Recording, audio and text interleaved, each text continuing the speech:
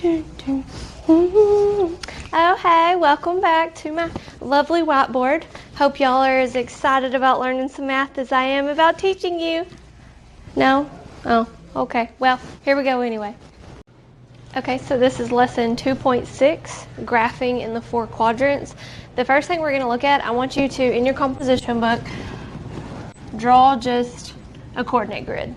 Okay, easy peasy one. We're not going to do anything fancy with it. We're just going to kind of identify the different quadrants and what points will look like in each one of those quadrants. So it always starts in the top right. That is quadrant 1. And we use Roman numerals to identify these, so that's just a 1. But they make a circle. So if this is 1, this is quadrant 2. Down here would be quadrant 3, and then quadrant 4 is IV. That's 4 for Roman numerals. Now, we're going to look at what the points would look like in those quadrants. So when you have a point up in this first quadrant, okay, it is always going to be positive x and positive y. So every point in that quadrant will be positive and positive. The positive x with the positive y. Okay, then if we look in quadrant 2, so remember this is your x-axis and this is y. So our x-axis this way goes negative. So our x is negative, but our y is still positive. Okay, you need to be writing this down. All right, so then when we get to quadrant 3, again, my x is negative. Now my y is also negative. So in this quadrant, your x and your y are both always negative. Okay, and then the last quadrant, your x is positive again. Your y is still negative. So I just want you to write that down so you can see each one is unique. Quadrant 1, that's why we identified the different quadrants. Always positive x, positive y. Quadrant 2, negative x, positive y. Quadrant 3, they're both negative, x and y. And then quadrant 4, x is positive, y is negative. Okay, guys, so we're going to look at example 1. It says write the ordered pair that names each point. So the ordered pair we know is our point that is x, y. Just like we just talked about, you have your x first because that comes first in the alphabet. Then you have your y. Okay, so we are looking at j. So if I come over here and find j on this little coordinate grid, you always look at your x first. X-axis is the horizontal one. Okay, so j is at -4. Trying my best to write these. And then if we look at the y-axis, the vertical one, it is at -3. You can even draw lines if you need to see where it touches the axis. So it is the point -4, -3. Okay, so if we look at L, it's over here. Let me switch colors. Actually, I'll still do purple. Okay, so L, again, you look at the x-axis first. It is at +2. And if we look at the y-axis, it hits at -2. So L is at 2, -2. Okay, so I want you to try the 2 at the bottom. Just looking at this graph, they're right here. M is right here, K is right here. And write down what you think they are. Pause the video so you can write it because now I'm going to talk about it. Okay, so M. If you notice, it's on an axis. It's on the y-axis. So if you look at where it touches the x-axis, if we drew a line, it touches the x-axis at 0. So we have the point 0, and then on the y-axis, it is at 5. So that is the point 0, 5. Okay, anytime you have a point on one of these axes lines, it's going to have a 0 in it. Okay, now if we look at K, on the x-axis, K touches -5. And then on the y-axis, it touches +2. So K is the point -5, 2. Now let's look at example 2. Okay, on example 2, it says graph and label each point on a coordinate plane. Name the quadrant in which each point lies. So this first one, we have the point -2, -4. So we come over here, you always start at the origin, this very center, 0, 0. X always comes first. This one is your x-axis. So we're going to go left 2 because it's just like a number line. They get positive and bigger when you go right, smaller and negative to the left. So we go left 2, and then it's negative 4, so we would go down 4. And that is where we would put our point and label it A. So B is the point 0, 2. So again, 0 means on your x-axis you'll stay at 0, then you go up 2 for y. That is point B. So I forgot to say the quadrant also, sorry. So the point negative 2, 4, A, remember from the beginning of this video, it just makes a square or a circle. The positive ones are up here, and it goes like this. So 1, 2, 3. So A is in quadrant 3. B is on the line. So since it's not in a quadrant, it would not be in a quadrant. It's just on the y-axis. Okay, so what I want you to do now is you're going to do 2A, 2B, and 2C, and just do them all on one graph because you have H, I, and J. So don't draw all the lines. Just draw something like this, and then you can put your little numbers like that. You don't have to draw all those lines. That'd take way too long. But then graph H, I, and J all on that graph. So pause the video so you can do that, and then press play to watch me show you where. Okay, so problem 2A, H is the point 4, negative 3. So it always starts out X, then Y. So from the center, my X is 4, so I'm going to either go left or right. And since it's positive, I'm going to go to the right 4. And then I have negative 3 for Y, so that would be down 3. That is where my point would be. And I'm going to label that H. Okay, the next one, I, is the point negative 1, 4. So from the center again, I'm going to go left 1 for negative 1, and then up 4 for positive 4. So this is point I. Last one, J, is the point 0, negative 2. So my X value is 0. So I'm not going to go anywhere on the x-axis, but then my y is negative 2, so I just go straight down 2. Okay, now if I go back and look on what quadrant they're all in. Okay, point H, well, we know this is quadrant 1, this is 2, down here is 3, and this one is 4. Okay, so if I'm looking at these, point H is in quadrant 4. We just use Roman numerals. Okay, point I is up here in quadrant 2.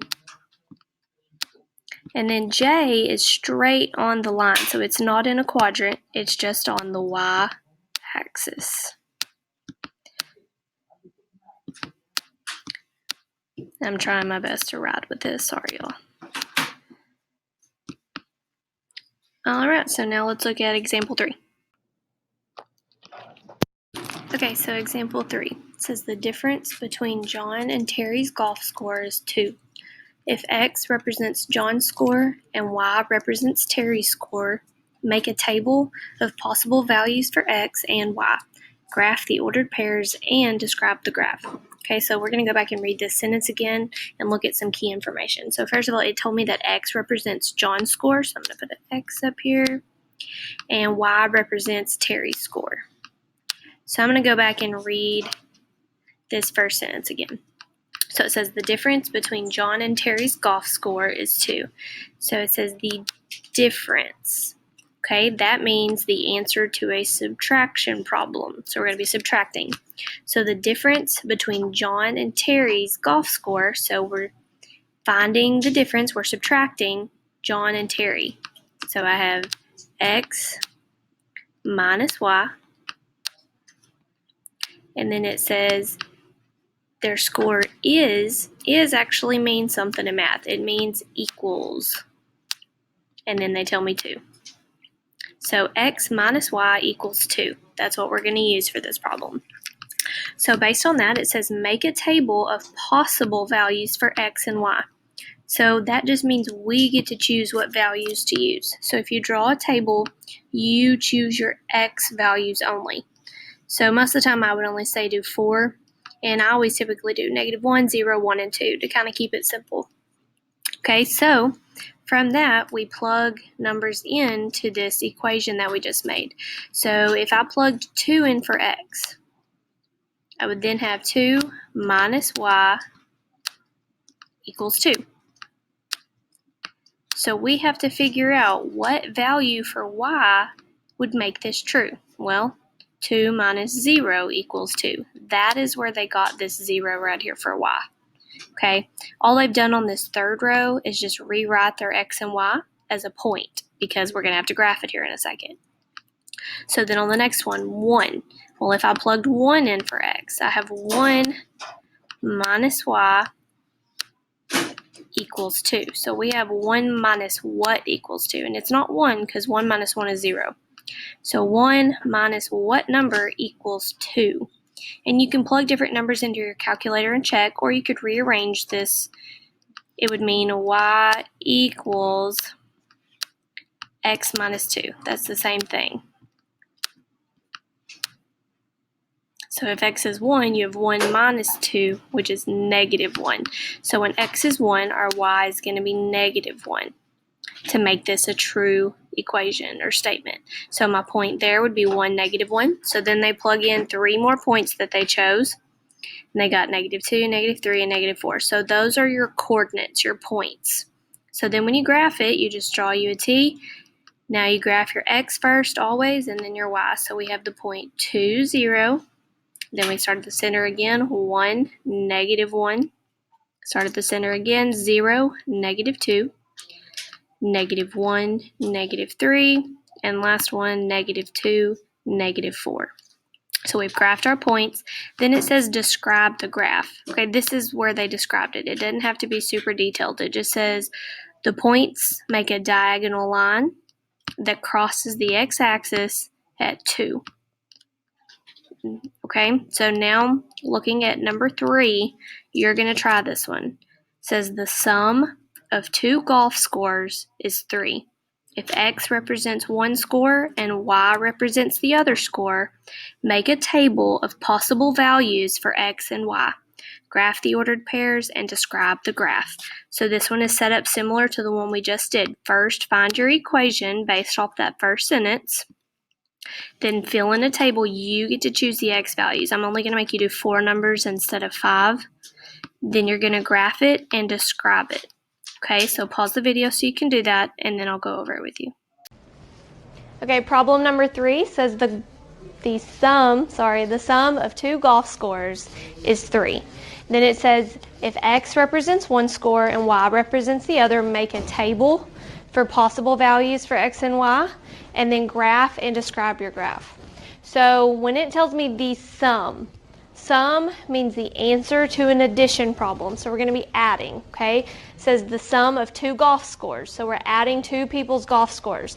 Well, then it says in the next sentence, x represents one score, y represents the other.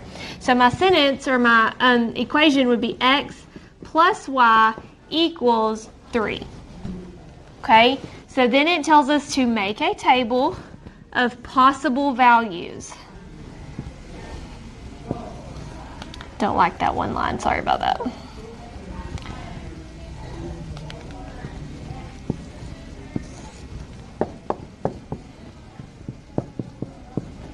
Okay, so I'm just going to choose negative 1, 0, 1, and 2 to kind of make it easy on myself. So now we just plug these in for x and solve for y. Okay, so for negative 1, I could say, okay, well, negative 1 plus what equals 3. Rather than having to guess and figure out numbers to plug in your calculator, you can rewrite this to where it solves for y. Because normally when we make our tables, our rule then equals y. Y is the answer you get out. So if I were to rearrange this, it means I would just subtract x to the other side. Y equals 3 minus x. Okay, so now I'm just going to plug these numbers in for x. Y equals 3 minus, when x is negative 1, a negative and a negative becomes plus, y is 4. Go back and check. Negative 1 plus 4 equals 3. That is correct. So this first point, I have negative 1, 4. I'm going to keep using this. So now I'm going to plug in 0 for x, so y is 3. So I have the point 0, 3. Then I have y is 1. So, or excuse me, x is 1, so y is 2. Getting ahead of myself, sorry. And then last one, x is 2, so y would be 1. Okay, next it said to graph and then explain your graph. So I'm going to go back. That's why we wrote these coordinates down. We're going to take those and graph them. Your graph doesn't have to be fancy.